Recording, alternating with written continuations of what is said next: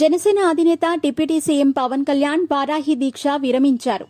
సమాజ క్షేమం, దేశ సౌభాగ్యాన్ని కాంక్షిస్తూ పవన్ కళ్యాణ్ చేపట్టిన వారాహి అమ్మవారి దీక్ష శుక్రవారంతో పూర్తయింది.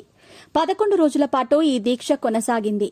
ఈ సందర్భంగా ఆయన మంగళగిరిలోని జనసేన కేంద్ర కార్యాలయంలో ప్రత్యేక పూజలు చేశారు. వారాహి దీక్షలో భాగంగా పవన్ కళ్యాణ్ ఏకాదశ దిన ఆదిత్య ఆరాధన చేశారు.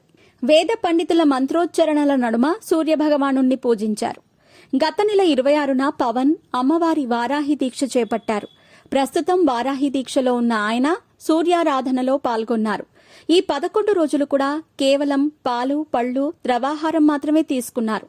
వెన్నునొప్పి తీవ్రంగా ఇబ్బందికి గురిచేసినప్పటికీ ఆయన పట్టుదలతో ఆ దీక్షను పూర్తి చేశారు.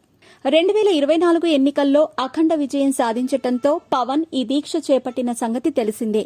ఇదిలా ఉంటే వారాహి అమ్మవారి దీక్షపై వైసీపీ విమర్శలు గుప్పిస్తోంది.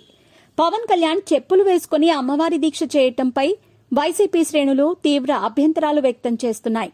పవన్ కళ్యాణ్ చెప్పులు ధరించి దీక్ష చేయటం హిందువులను కించపరచడమనే వైసీపీ నేతలు కామెంట్స్ చేస్తున్నారు. పవన్ కళ్యాణ్ చెప్పులు వేసుకుని దీక్ష చేయటంపై నటి శ్రీరెడ్డి సైతం స్పందించింది.